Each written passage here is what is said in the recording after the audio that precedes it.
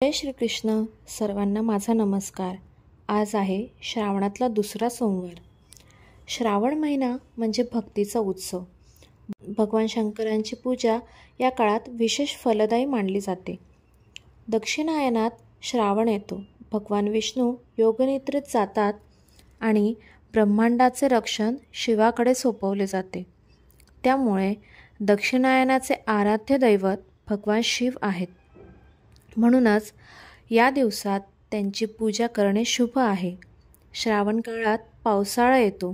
पुराणानुसार भगवान शिवाला अर्पण करण्यात येणारी फुले आणि पाने पावसाळ्यातच येतात. त्यामुळे श्रावण महिन्यात भगवान शंकरांची पूजा करण्याची परंपरा आहे. या महिन्याच्या पौर्णिमेला श्रवण नक्षत्र येते.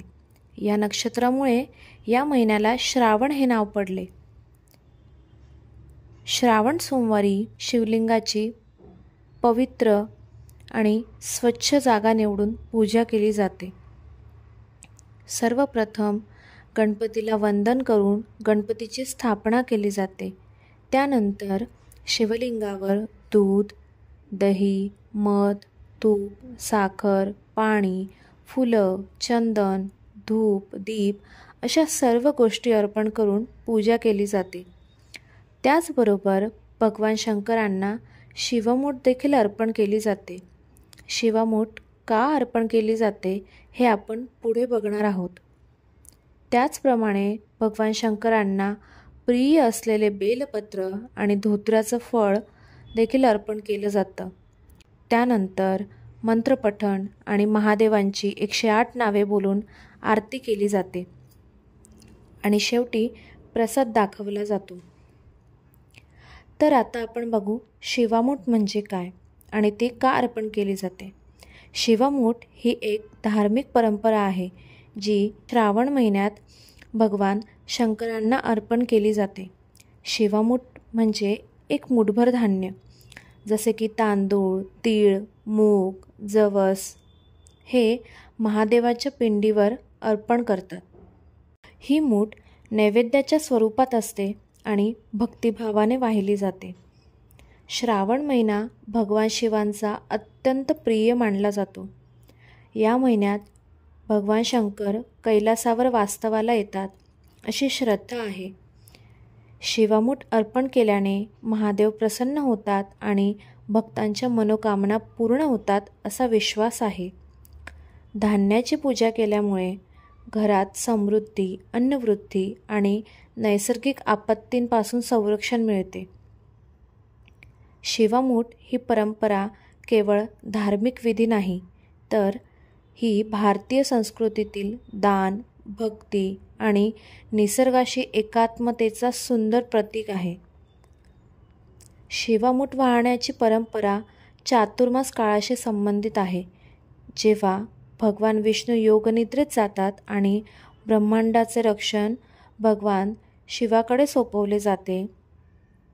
त्यावेळेस भगवान शंकरांना प्रसन्न करण्यासाठी शिवमूठ वाहिली जाते. श्रावण महिन्यातील सोमवारी भगवान शंकरांची विशेष पूजा केली जाते आणि त्याचवेळी धान्याची मूठ अर्पण करण्याची प्रथा सुरू झाली.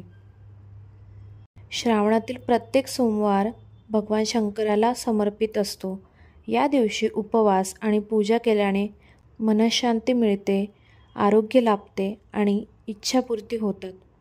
देवी सतीने पार्वतीच्या रूपात दुसरा जन्म घेतला होता. या जन्मातही ती शिवाला पती म्हणून मिळवण्यासाठी कठोर तपश्चर्या करत होती. शिवाने प्रथम सप्तर्षींना परीक्षेसाठी पाठवले. सप्तर्षींनी पार्वतीला जाऊन शिवांविषयी खूप वाईट दोष सांगितले, पण पार्वती आपल्या संकल्पावर ठाम राहिली. यानंतर महादेव स्वतः आले. त्यांनी पार्वतीजींना वरदान दिले आणि ते अंतर्धान पावले. तेवढ्यात एक मुलाचा आवाज ऐकू आला. पार्वती ज्या ठिकाणी तपश्चर्या करत होती तेथेच एका तलावात मगरीने लहान मुलाचा पाय पकडला होता.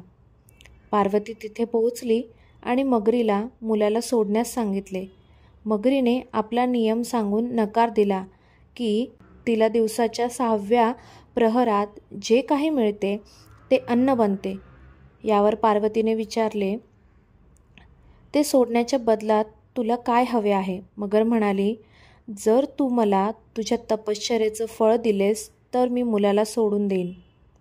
पार्वती ताबडतोब तयार झाली, पण मगरीने तिला तिच्या कठोर तपश्चर्येचं फळ मुलासाठी तू का देत आहेस असं विचारले.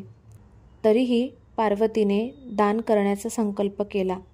असे करताच मगरीचे शरीर चमकू लागले. अचानक बाळ आणि मगर दोघेही गायब झाले आणि त्यांच्या जागी भगवान शिवांचे दर्शन झाले. परीक्षा घेत असल्याचे महादेवांनी सांगितले आणि पार्वतीने तिच्या तपश्चर्येचे फळ भगवान शिवालाच दिले असल्याने तिला पुन्हा तपश्चर्या करण्याची गरज नाही असे सांगितले. देवी पार्वतीने श्रावण महिन्यात भगवान शंकराला पती म्हणून प्राप्त करण्यासाठी कठोर तप केले होते. त्यामुळे स्त्रिया विशेषतः या महिन्यात व्रत आणि पूजा करतात. पार्वतीच्या या तपातून समर्पणाची आणि धैर्याची प्रेरणा मिळते. भगवान शंकरांच्या कथा म्हणजे केवळ पौराणिक गोष्टी नाहीत, तर त्या आपल्याला जीवनशैली, भक्ती आणि तत्त्वज्ञान शिकवतात. तर हा होता आजचा दुसरा श्रावण सोमवारनिमित्त पूजेचा व्हिडिओ. जर तुम्हाला आवडला असेल तर नक्की कमेंट करून सांगा आणि व्हिडिओला लाईक, शेअर आणि सबस्क्राईब करा. जय श्री कृष्ण.